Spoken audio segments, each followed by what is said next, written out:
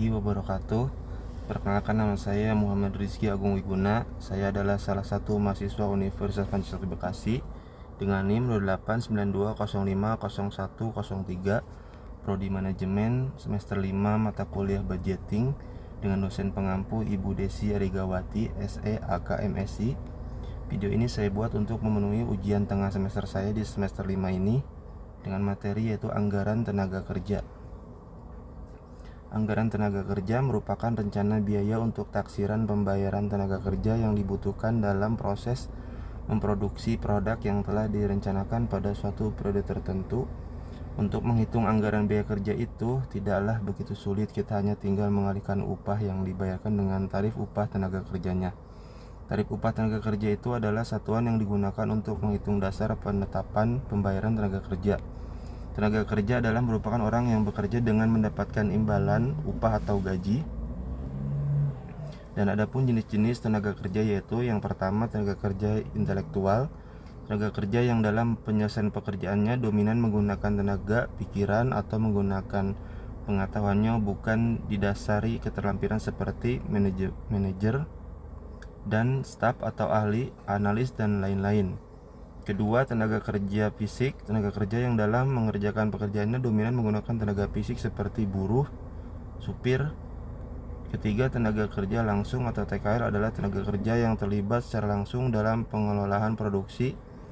4. Tenaga kerja tidak langsung TKTL adalah tenaga kerja yang tidak terlibat secara langsung dalam pengelolaan produksi seperti bagian administrasi dan atau personalia. 5. Upah tenaga kerja langsung disebut biaya tenaga kerja langsung atau direct labor cost. Upah tenaga kerja tidak langsung disebut biaya tenaga kerja tidak langsung indirect cost atau unsur biaya overhead pabrik atau dalam kurung BOP. Kemudian dalam menentukan anggaran tenaga kerja di suatu perusahaan ada beberapa hal yang dapat mempengaruhi penyusunan anggaran biaya tenaga kerja tersebut, yaitu adalah 1. Kebutuhan tenaga kerja. Berapa banyak kebutuhan tenaga kerja yang diperlukan untuk menghasilkan produksi yang telah dianggarkan pada anggaran produksi.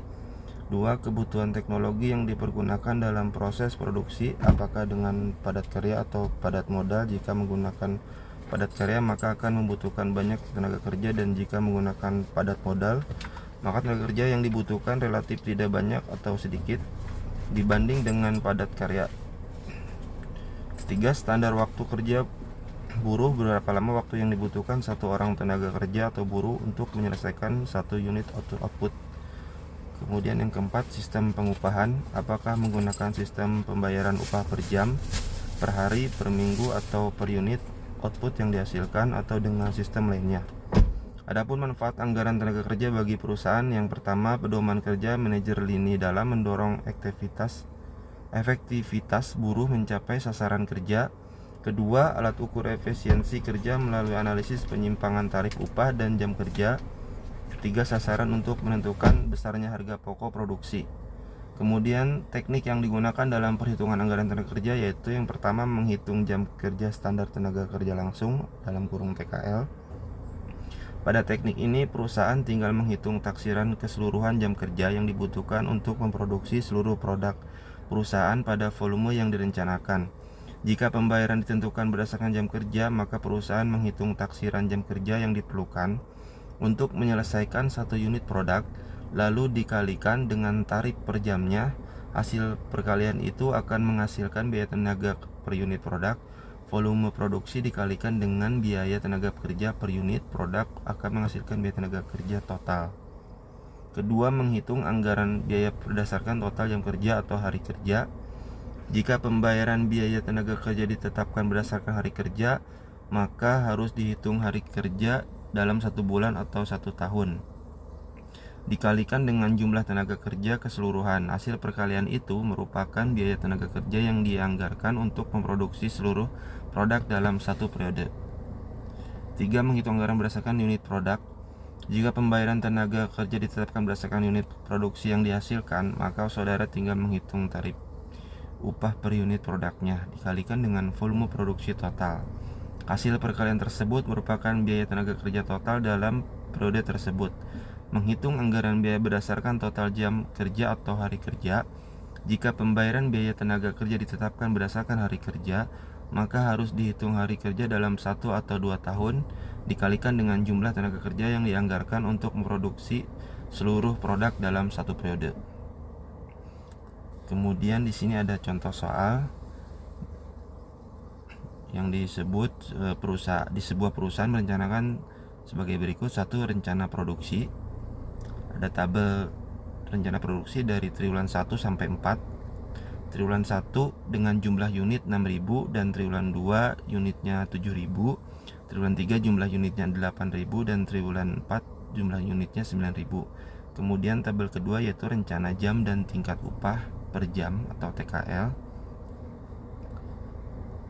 Departemen 1 dan Departemen 2. Dengan Departemen 1 standar jam per unitnya adalah 5,5 dengan tarif atau DLH dengan Rp30.000, dan Departemen 2 standar jam per unit produknya yaitu 6,5, tarifnya Rp35.000. Kemudian tabel penyelesaiannya yaitu dengan yang pertama anggaran jam kerja langsung dari triwulan 1 sampai 4. Yang pertama kita yang triwulan 1 dulu, produksi dengan jumlah produksi tadi yaitu 6.000, dan Departemen 1 6.000 dikali standar jam per unitnya itu 5,5, jumlahnya 33.000. Ini untuk Departemen 1. Dan triwulan kedua di Departemen 1 produksi 7.000 dengan standar jam per unitnya yaitu 5,5, 7.000 dikali 5,5 yaitu tabel jumlahnya itu 38.500 untuk triwulan 2 di Departemen 1. Kemudian triwulan ketiga produksinya 8.000 dikali standar jam per unitnya 5,5 sama dengan jumlahnya 44.000. Selanjutnya triwulan 4 dengan produksi 9.000 dikali standar jam per unit 5,5, jumlahnya 49.500. Dengan total produksi di Departemen 1 jumlahnya yaitu 30.000 dan jumlah keseluruhan atas pengalian yang tadi yaitu 165.000. Kemudian ke Departemen 2 di triwulan 1 produksinya 6.000 dikali standar jam per unit 6,5, jumlahnya 39.000. Kemudian triwulan 2 produksi 7.000 dikali standar jam per unit 6,5, jumlahnya 45.500. Triwulan 3 8.000 dikali 6,5 standar jam per unit, jumlahnya 52.000. Triwulan 4 9.000 dikali 6,5 standar jam per unit di Departemen 2, jumlahnya itu 58.500. Dengan jumlah total produksi yaitu di Departemen 2 195.000. Kemudian kita jumlahkan dari semua triwulan ini. Dari jumlah Departemen 1 totalnya di triwulan 1 33.000 ditambah Departemen 2 jumlahnya 39.000 sama dengan 72.000. Itu untuk triwulan 1 total jumlah dari Departemen 1 dan Departemen 2. Kemudian triwulan 2 sama Departemen 1 jumlahnya 38.500 ditambah Departemen 2 45.500, jumlahnya 84.000. Triwulan 3 44.000 ditambah 58.000 dengan jumlah 96.000. Dan triwulan 3 total jumlah Departemen 1 triwulan 4 44.000 ditambah 52.000 96.000 itu untuk triwulan 3. Kemudian triwulan 4 yaitu 49.500 ditambah 58.500, jumlahnya 108.000. Dan untuk total keseluruhan jumlah dari Departemen 1 dan 2 itu sebesar 360.000, yaitu dengan total Departemen 1 165.000 ditambah Departemen 2 totalnya 195.000, jumlahnya keseluruhan yaitu 360.000. Kemudian kita berlanjut ke tabel nomor 2. Tabel kedua yaitu anggaran biaya tenaga kerja langsung. Sama seperti di atas, triwulannya ada 4. Triwulan 1 dulu dengan Departemen 1 yaitu jamnya 33.000 dikali 30.000 upah, jumlahnya yaitu 9.990.000. Kemudian kita hilangkan nolnya 3 yaitu 990.000. Kemudian triwulan 2 Departemen 1 38.500 untuk jumlah jamnya dikali upah 30.000, jumlahnya itu 1.155.000. Kita hilangkan jumlahnya nolnya 3 menjadi 1.155.000. Selanjutnya di triwulan 3 jamnya 44.000 dikali upah 30.000 sebesar 1.320.000. Di sini kita hilangkan 3 nolnya semuanya. Dengan triwulan 4 kemudian triwulan 4 49.500 jam dikali upah 30.000 yaitu 1.485.000.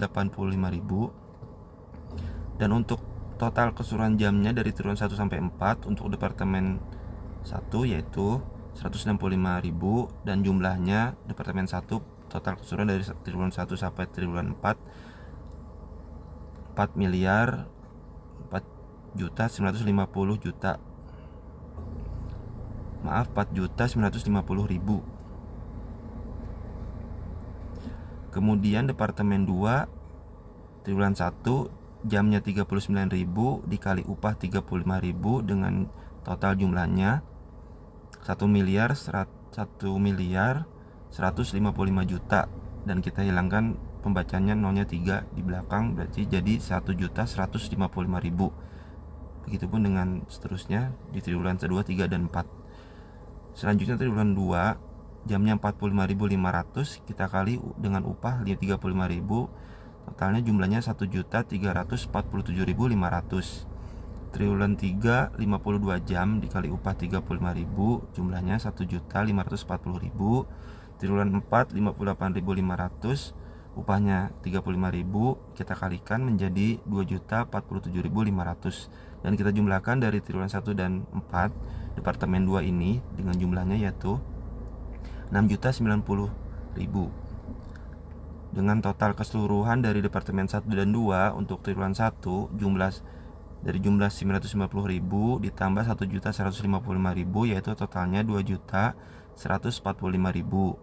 Dan triwulan 2 1.155.000 kita tambah triwulan 1 1.155.000 ditambah triwulan 2 departemen 2 1.347.500 totalnya menjadi 2.502.500. Kemudian di triwulan 3 departemen 1 jumlahnya 1.320.000 ditambah departemen 2 dengan jumlah 1.540.000 yaitu totalnya 2.860.000. Triwulan 4 dengan departemen 1 jumlah totalnya 1.485.000 ditambah departemen 2 jumlahnya 2.047.500 totalnya menjadi 3.532.500. Kemudian kita jumlahkan keseluruhan dari triwulan 1 dan 4, total dari penambahan dari departemen 1 dan 2 menjadi 11.040.000. Sekian dan terima kasih. Mohon maaf atas kesalahan yang ada dalam pembacaan dari paparan video ini. Sekian, wassalamualaikum warahmatullahi wabarakatuh.